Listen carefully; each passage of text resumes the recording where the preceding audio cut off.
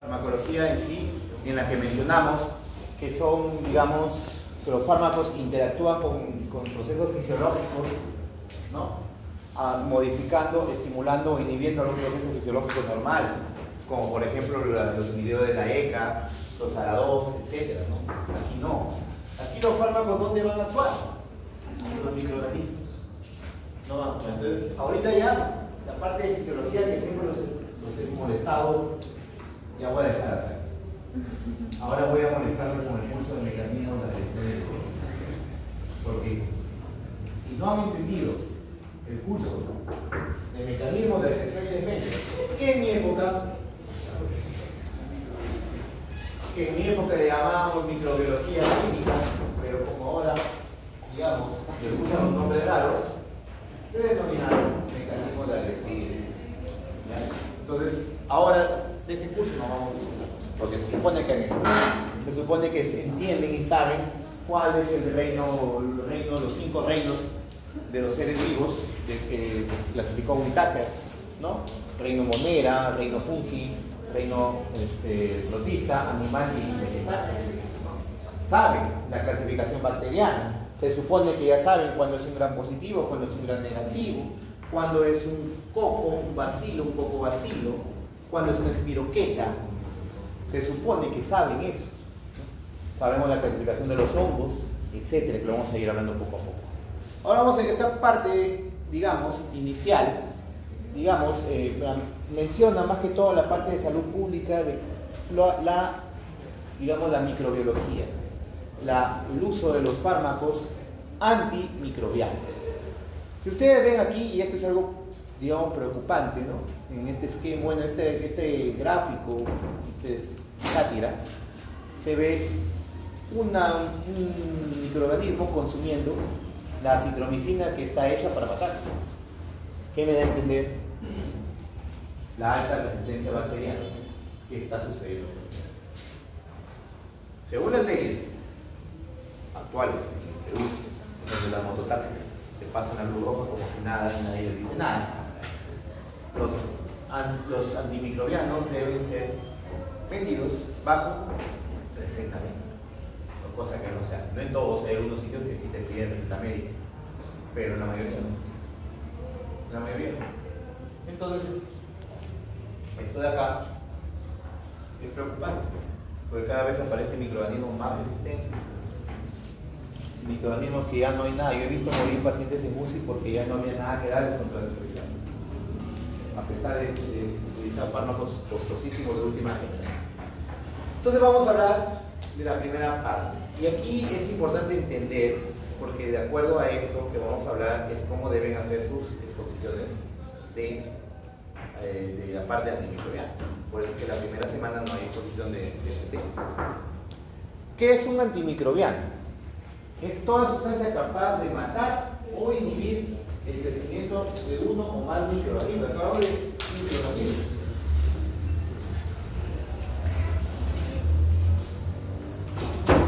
No es lo mismo decir, muchos buscamos utilizar el antibiótico a todo fármaco que va a ir contra cualquier bacteria. Pero no, el término en general es antimicrobiano. Y el término antimicrobiano abarca respecto a los antibacterianos, antivirales, antifúngicos, antiparasitarios. Entonces, habla de microorganismos en sí. Entonces, si hablamos desde el punto de vista, para recordar, desde el punto de vista histórico, desde hace muchos años, en la antigüedad, ya se sabía que había ciertas enfermedades, no sabían que existían microorganismos. Recuerden que antiguamente pensaban que cualquier enfermedad era un castigo de Dios, algo divino. Pero empezaban a utilizar ciertos fármacos sin saber, por ejemplo, la soya enmohecida, el moho es un hongo, y sabemos que muchos antibacterianos son producidos por hongos. Hipócrates ya utilizó ciertas para ciertas, digamos, sustancias para ciertas enfermedades. Ya en la era pre-antimicrobiana, esta era se llama era de la microbiología, cuando ya se supieron o se dieron cuenta que habían seres microscópicos que producían enfermedades. Es la época de Louis Pasteur, la época de Janne, la época de Liebig, padre de la parasitología. Entonces, ya se sabía que había enfermedades. Lo que no se sabía era cómo tratarlas. Porque sabía que si daban ciertas sustancias eran tóxicas para el ser humano, mataban al microorganismo, pero también mataban al paciente. Ya utilizaban ciertos desinfectantes, como Lister, que utilizó el fenol como desinfectante, pero el fenol no lo ibas a tomar. Sabían que el fenol podía matar al paciente, pero miren cuántos años después han pasado, de 1865 hasta el año 2020, donde empezaron a tomar dióxido de cloro. También desinfectante, pero como que la humanidad se regresionó.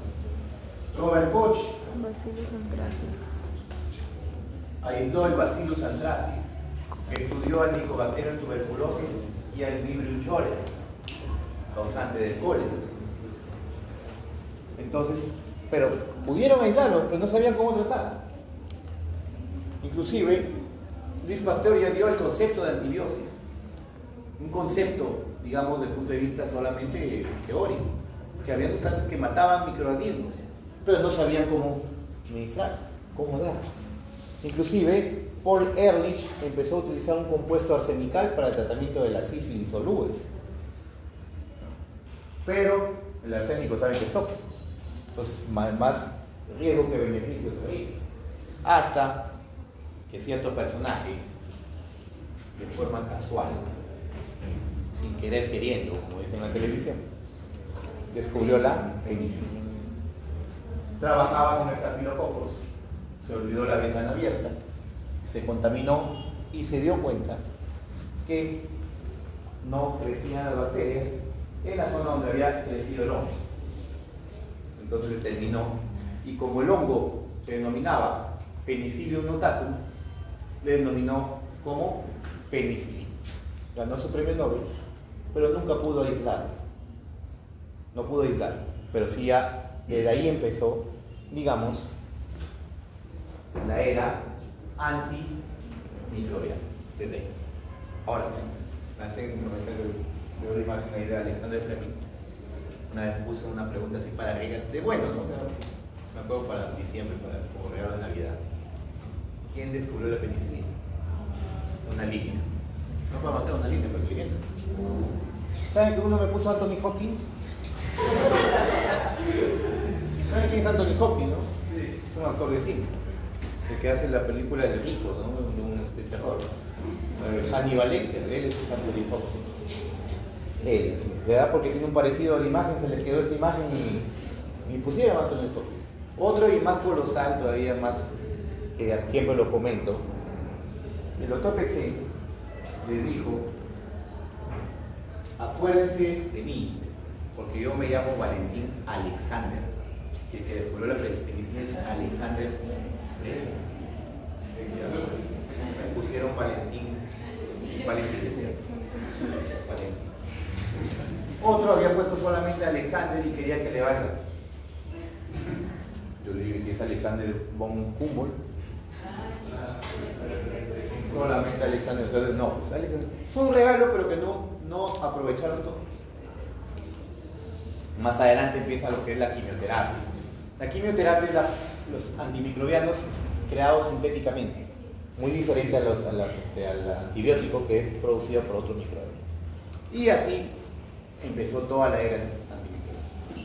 Ahora sí vamos a hablar acerca de la terapia antimicrobiana, la selección de la terapia antimicrobiana. ¿Cómo vamos a seleccionar un antimicrobiano? Dice la OMS, el uso costo efectivo de los antibióticos o antimicrobianos, maximizando su uso terapéutico, minimizando los efectos tóxicos y el desarrollo de resistencia. ¿Por qué? Porque aquí ya vamos a hablar de otros términos, aparte de la farmacogenética común y corriente, que ya sabemos que es la liberación, de absorción, distribución, metabolismo y excreción. Aquí vamos a hablar de otros términos como resistencia bacteriana y susceptibilidad bacteriana. Son los términos más que vamos a acuñar a la parte de las propiedades de los fármacos. Por eso, y aquí ya tenemos que ver mucho, cuando hablamos de susceptibilidad y de resistencia bacteriana, al curso de mecanismos de agresiones y defensas. Por eso la importancia de haber estudiado ese curso, de haber entendido. Y creo que muchos ese curso lo pasan por agüita tibia o simplemente no les importa, porque la mayoría caen sus notas en la última unidad. ¿Será por eso? No lo sé. Entonces, ¿qué es lo primero que van a, para poder entender, qué es lo primero que hay que saber para seleccionar? La gente causal. Y esto de aquí quiero que lo entiendan bien porque de esta forma es como ustedes van a, digamos, hablar dentro de su seminario. ¿Cómo van a escoger un fármaco? Primero, tipo de infección e identificación de la gente.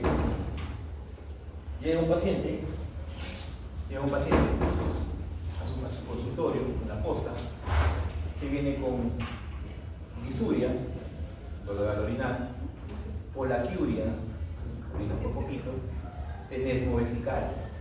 ¿Saben qué es el tenesmo? Insuficiencia. Ganas de orinar, pero no poder. No es como el amigo de la friendzone, ¿no? Que quiere, pero no, porque quien quiere seguir nunca sale. Entonces, primero el tipo. Entonces, yo lo primero que pienso, viene con esos síntomas, y encima malestar general, fiebre, lo primero que pensar es una infección del tracto urinario. Ya no. Ahora sabemos. Tipo de infección, identificación de la gente causa. Infección urinaria, sabemos. Lo ideal es un cultivo. Los que están en la punta del cerro donde no tienen un cultivo. Entonces hay que conocer su zona epidemiológica. ¿Cuál es la bacteria más común que te provoca una infección urinaria en la comunidad? Porque en hospitalarios es muy diferente. Pensamos entonces en Escherichia coli. Entonces ya más o menos ya sé. Segundo paso, susceptibilidad o resistencia de la gente causal. Yo ya sé que por ende la Escherichia coli, que es, y tienen que saber qué tipo de bacteria es, y eso ya lo saben en el curso del siglo pasado. La Escherichia coli es un bacilo gram negativo perteneciente al grupo de las enterobacterias. Entonces ahí ya más o menos te vas dando cuenta a cuál es susceptible o cuál es resistente. Sabemos que son resistentes prácticamente a las penicilinas, no le vas a administrar penicilina. La descarta la penicilina. Inmediatamente pensar en fármacos que tienen espectro contra gram negativo. Tenemos las cefalosporinas de segunda, tercera generación, las de primera no, casi no tienen. Tenemos las fluoroquinolonas, tenemos los aminoglucósidos, y vamos a ir poco a poco para entendiendo cómo funciona. Pero ya hay que entender la parte microbiológica, pues por eso le dije la importancia de microbiología. Tercero, factores del hospedero. Mayormente los libros antiguos le dicen huésped, pero no es huésped. Huésped es el que se aloja. ¿Y quién se aloja? La bacteria. Por eso los libros actuales ya mencionan el término hospedero. Entonces, hospedero es el que va a alojar la bacteria. Factores del hospedero: suficiencia renal, crisis hepática, embarazo, edad, etc. Alergias. Si tú ya elegiste, le voy a dar una fluoroquinolona para contrarrestar, digamos, combatir a la Escherichia coli. Pero es un niño de 3 años, o una niña de 3 años, no le vas a dar una fluoroquinolona, está contraindicado al niño pequeño.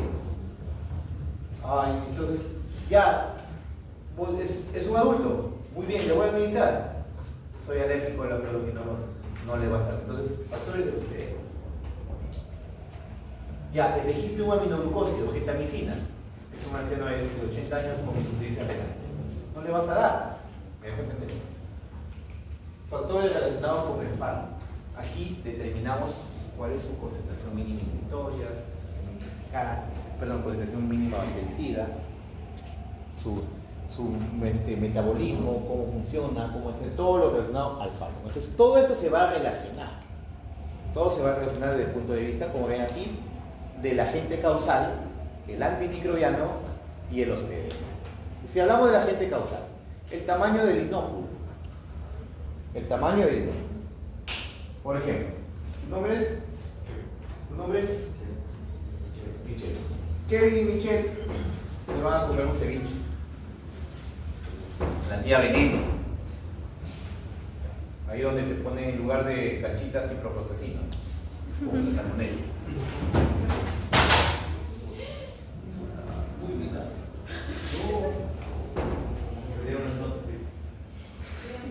No, mis notas no tengo que no tengo de computadora. Voy a quitar y quitar la información. Agente causal. El tamaño del Entonces, Michelle comió un ceviche, pero a él le gustó más, comió 5 platos. Le comió uno. Y al día siguiente, pues, estaba contaminado por salmonela. ¿A quién le va a dar más intención el cuadro? Le comió más.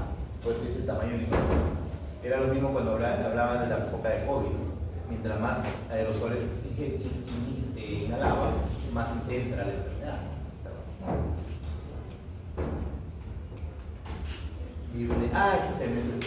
A ver, antes de todo, ¿quién entiende por patogenicidad? A ver, ya llevo salud pública y ya saben lo que es. Yo no saben salud pública, sino ¿qué es patogenicidad?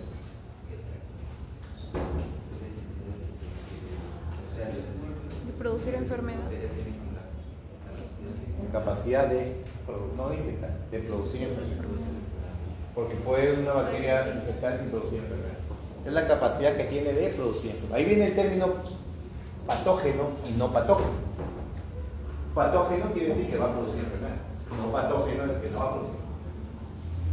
Por ejemplo, la Escherichia coli es una bacteria prácticamente saprófita que produce enfermedad. Termina siendo patógeno. Vive en el intestino, pero si llega a otro órgano, va a producir enfermedad, como las vías urinarias. Tenemos bacterias como los lactobacillus, que son no patógenos, etc. Ese es el otro. Y virulencia.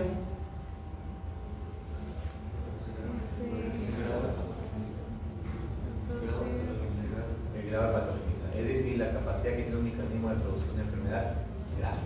Mientras más virulento es, más intensa va a ser la enfermedad. Por eso también se irá virulencia. Factores del antimicrobiano, el espectro. Tenemos fármacos de espectro reducido, por ejemplo la penicilina, gran positivo. Tenemos los de espectro ampliado, o sea, que tienen espectro y cierta actividad modificada en el laboratorio que te da un espectro mayor, como las aminopenicilinas, la amoxicilina, y de amplio espectro que tiene tanto actividad contra gram positivos como la negra. Entonces también depende. La penetración celular. Fármacos que no penetran, digamos, la bacteria hematocefálica, no le vas a dar para una infección del sistema nervioso. Fármacos que no penetran, no llegan al riñón, no le vas a dar para una infección urinaria, etc. El perfil de seguridad, cuál es su índice terapéutico, es estrecho, es amplio. Por ejemplo, la penicilina tiene un índice terapéutico bastante amplio. El cloranfenicol tiene un efecto terapéutico reducido, etc. El costo también tiene que ver. Ustedes tengan muy por seguro que si ustedes le recetan a un paciente un fármaco de alto costo, tengan por seguros que al segundo día se siente bien y dejan de comprarlo. Por eso que lo que dije hace un momento, lo innecesario de acuerdo a las necesidades del paciente. Y los factores de los peros, las defensas, comorbilidades. ¿Cómo está su sistema inmunológico? Paciente con diabetes, ¿cómo está su sistema inmunológico? Deprimido. Entonces la enfermedad va a ser más intensa. Paciente con leucemia, con VIH, ¿no? Están inmunodeprimidos, la intensidad va a ser mayor. Por eso todo eso se relaciona. Entre ellos, por ejemplo, la resistencia y sensibilidad del antimicrobiano contra el agente causal. Digamos, la toxicidad farmacológica del perfil de seguridad y dependiendo también de los pediatras. No solamente el fármaco, sino también los pediatras. El paciente es alérgico. Y lo determinante entre la infección, la capacidad de infección, o sea, la virulencia, y la inmunidad o defensa de los pediatras. Y hay que tener en cuenta también otra cosa. Cuando hablamos de efectos adversos de los antimicrobianos, la mayoría van a ser de tipo B. ¿Por qué? Porque estos fármacos no actúan en nuestros sistemas fisiológicos. Entonces, ¿cómo va a ser, digamos, un antimicrobiano? Por ejemplo, el cloranfenicol, cuyo mecanismo de acción es inhibir la síntesis proteica uniéndose a la subunidad 50S bacteriana. ¿Cómo creen que me puede producir una reacción tipo A? Posible, ¿no? Pero te puede producir anemia aplásica, que puede producir agranulocitosis, reacciones alérgicas. Entonces son tipo B, la mayoría, pero sí pueden producir tipo A.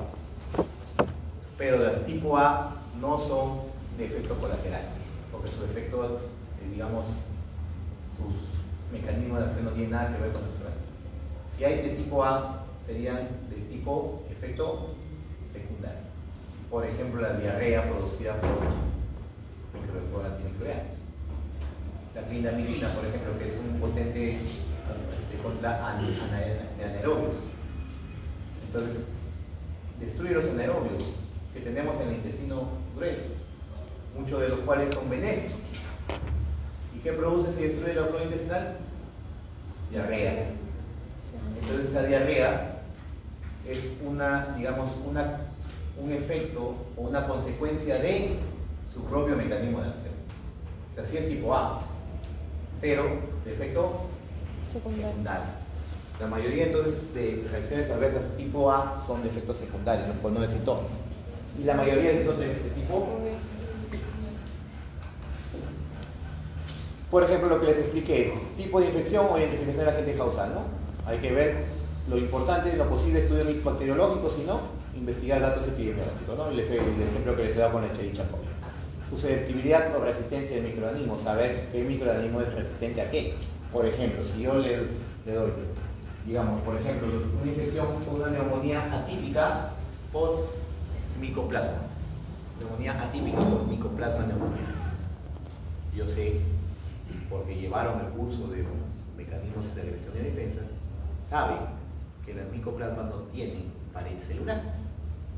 Entonces, jamás, de los jamases, le van a administrar un fármaco que inhiba la formación de pared celular. O sea, descartas penicilinas, descartas vancomicinas, descartas todo tipo de microorganismos que actúan en la pared. Entonces tienes que saber microbiología. Por eso se ve, ahí ese microorganismo, el micoplasma, es un fármaco, es un microorganismo con resistencia natural a las penicilinas, por ejemplo. Está fuera de su espectro. Cuando el microorganismo está fuera del espectro, es una resistencia natural. Pero si el microorganismo está dentro del espectro, pero el fármaco no le hace efecto, es porque tiene una resistencia adquirida. Los microorganismos se defienden, se defienden. Con el cambio genético, cambio biológico del microorganismo. Entonces, hablemos de los principales mecanismos de resistencia bacteriana. Tenemos cambios en las porinas o canales de transporte hacia el interior de la bacteria. Los antibacterianos tienen que ingresar a la bacteria para poder actuar de distintas formas.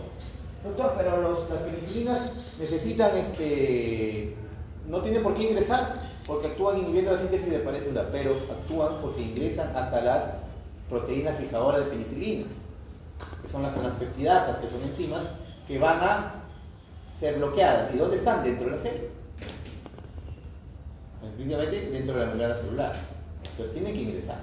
Entonces, ¿qué hacen estos microorganismos? Producen cambios en los canales de transporte, evitando o inhibiendo el ingreso del fármaco. Este es el grupo de bloqueo de transporte del antimicrobiano o antibacteriano. Aparición de enzimas que van a degradar a los antimicrobianos. Eso es lo que es el mecanismo de modificación enzimática. O sea, voy a producir una enzima que lo destruye. Aparición de bombas de flujo en la célula bacteriana. ¿Qué son bombas de flujo? Ingresa el fármaco, aparece una bomba que lo expulsa. ¿No? Expulsión del antimicrobiano. Cambio estructural del lugar donde actuarán los antimicrobianos en la célula bacteriana. Es decir, por ejemplo, modificación del sitio de acción. Por ejemplo, cambios en la proteína, en la enzima donde va a actuar cierto fármaco. Por ejemplo, algunos fármacos, algunas bacterias, las penicilinas actúan inhibiendo las transpeptidasas, ¿no?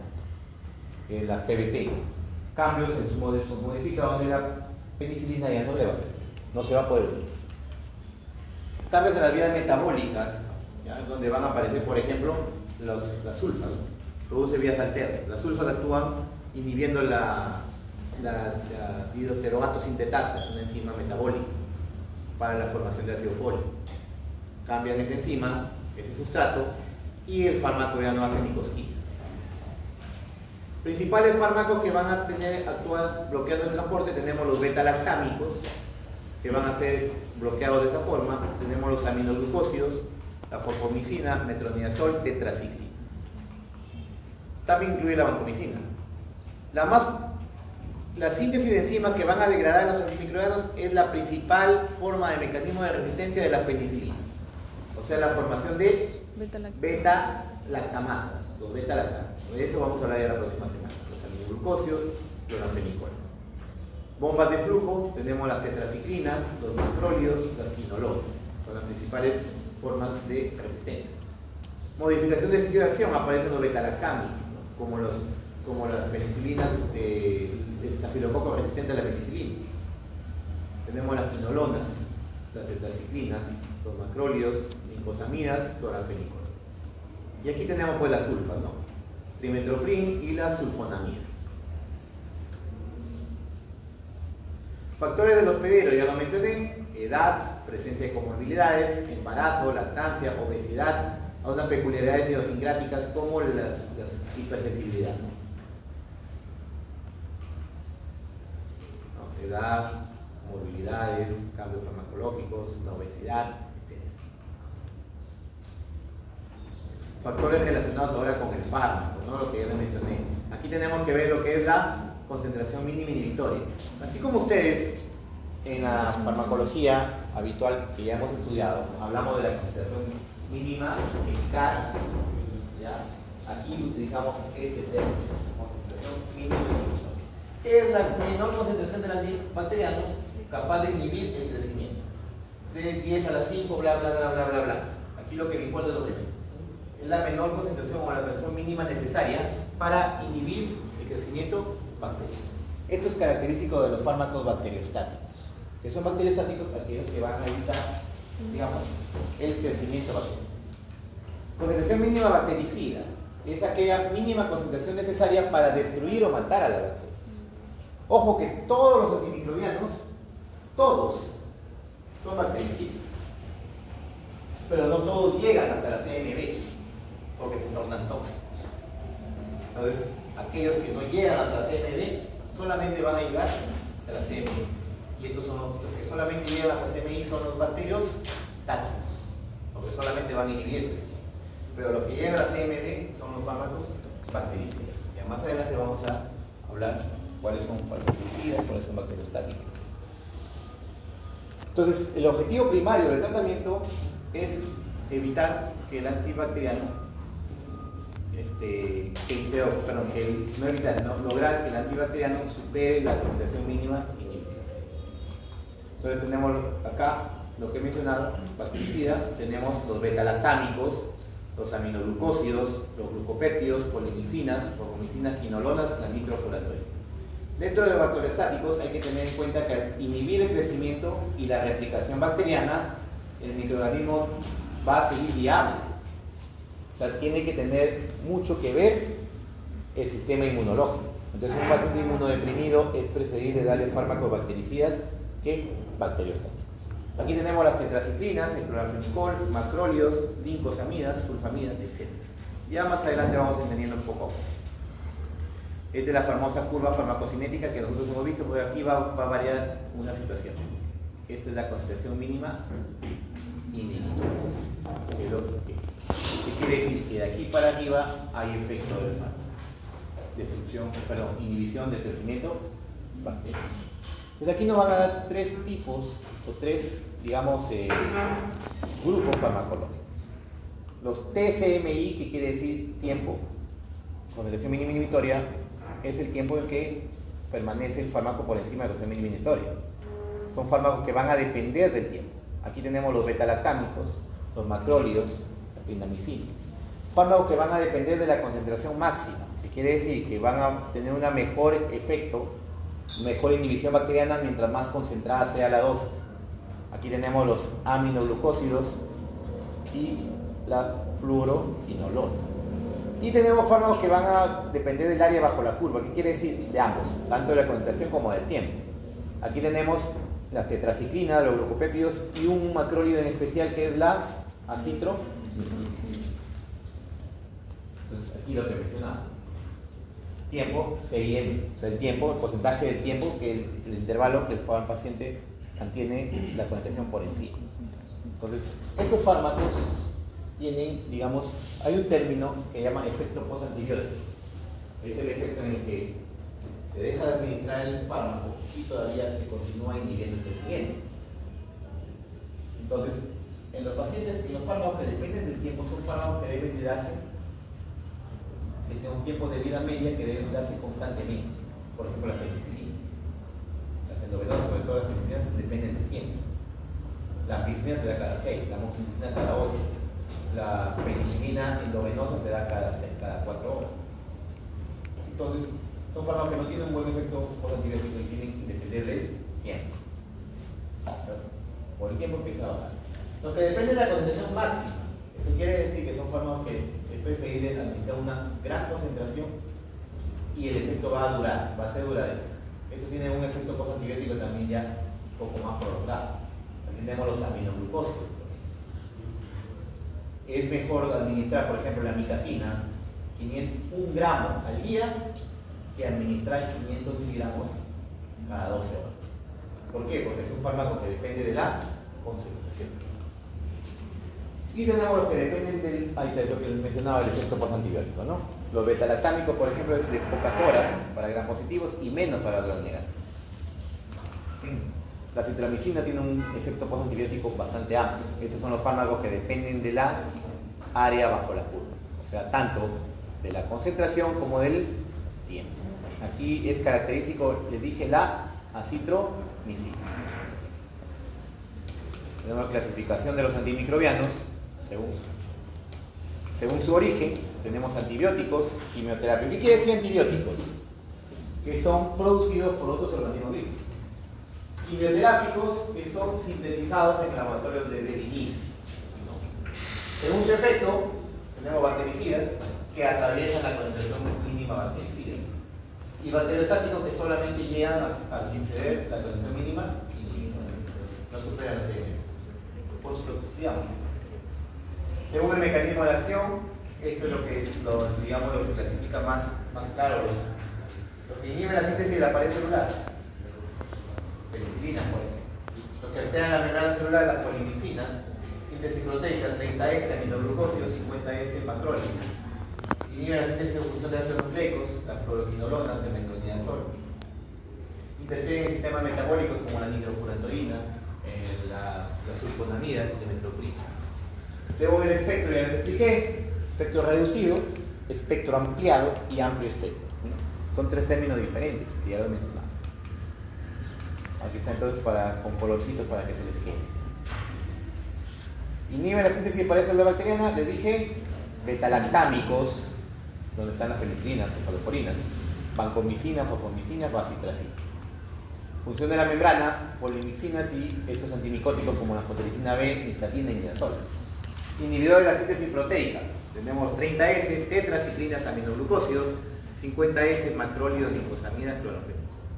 Fácil de entender. Alteración en síntesis de ácido nucleico, les mencioné, si es ADN, las quinolonas, ARN, rifampicina. Interferencia en sistemas metabólicos, tenemos las sulfonamidas, metropin, pirimetamina y les mencioné la nitrofurantoína. Cuando hablamos de combinación de los fármacos, hay que entender cierto. Es preferible siempre utilizar un único antibiótico para el tratamiento de una infección. Pero hay situaciones en las que requiere terapias combinadas para mejorar el efecto, potenciar el efecto y tener un tratamiento adecuado de alguna enfermedad. Por ejemplo, aquí entendamos, un sinergismo de supresión es cuando vamos a utilizar 2 bacteriocidas. Sinergismo de potenciación, 2 bactericidas. Se van a potenciar. Y antagonismo, es decir, evitar, salvo algunas excepciones, la combinación de un bactericida con bactericida. ¿Por qué? Porque el bactericida actúa matando las bacterias que están en constante replicación. Y el bacteriostático inhiben las replicaciones. Les doy un ejemplo. Las penicilinas son bactericidas. ¿Qué hacen? Inhiben la síntesis de pared celular. ¿Y en qué momento necesitan sintetizar pared celular? En el momento que se replica. Si se replica la bacteria, Ojo, que la penicilina no destruye la pared formada, inhibe la formación. Entonces, ¿en qué momento necesita la bacteria formar más pared celular? En el momento que se replica. Y si yo le doy un bacteriostático, no se va a replicar, entonces no se va a destruir. Prácticamente, la acción bactericida no va a tener. ¿En qué situaciones se da? Para reducir el riesgo de resistencia, por ejemplo, los antituberculosos, ¿no? Se da por eso mismo, el núcleo antituberculoso y isoniazida rifampicina. Se les administra pilacinamida y etambutol con la finalidad de evitar la aparición de resistencia de este núcleo, como terapia inicial en algunos casos de infecciones polimicrobianas. Ejemplo, sepsis neonatal. La sepsis neonatal se da por infecciones por gram positivos y gram negativos.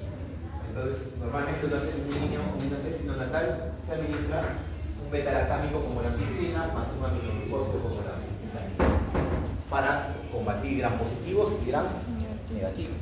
No se administra fármaco de amplio espectro porque ustedes dirán, ¿pero por qué no se le administra fármaco de amplio espectro? No, porque están contraindicados en niños pequeños. Infecciones polimicrobianas, como la mencioné, para reducir la toxicidad y la producción de sinergia. Complicaciones de la terapia antimicrobiana. Hablamos de toxicidad del fármaco. Las reacciones adversas, como ya les mencioné, la más común es la hipersensibilidad. La más común. La más común es la hipersensibilidad. De todos los fármacos, en general, si englobamos todos los fármacos, incluyendo antimicrobianos, los fármacos que más reacciones de hipersensibilidad producen son los antimicrobianos. Y de los antimicrobianos son las penicilinas, los beta-lactámicos. Y en forma global, después de los antimicrobianos, como reacciones alérgicas, le siguen los AINES. ¿De acuerdo? Eso tengan en cuenta siempre. Toxicidad directa, comúnmente depende de la dosis, como les he mencionado, las reacciones de tipo A, más que todo efectos secundarios, ¿no? Y las superinfecciones bacterianas. ¿Qué son las superinfecciones bacterianas? El nombre lo dice, superinfección. Superinfección microbiana. Las bacterias, digamos, los antimicrobianos destruyen bacterias no solamente patógenas, sino también propias de nuestro organismo. Y al destruir esa protección, esa flora, propicia la aparición de otras infecciones. Por ejemplo, que utilices un tratamiento antibacteriano que destruye la flora de la piel y empiezan a aparecer hongos, porque las bacterias de la piel están protegiendo. La clindamicina, por ejemplo, destruye a la flora intestinal, pero hay un microorganismo de la flora que es resistente natural a la clindamicina, que es el Clostridium.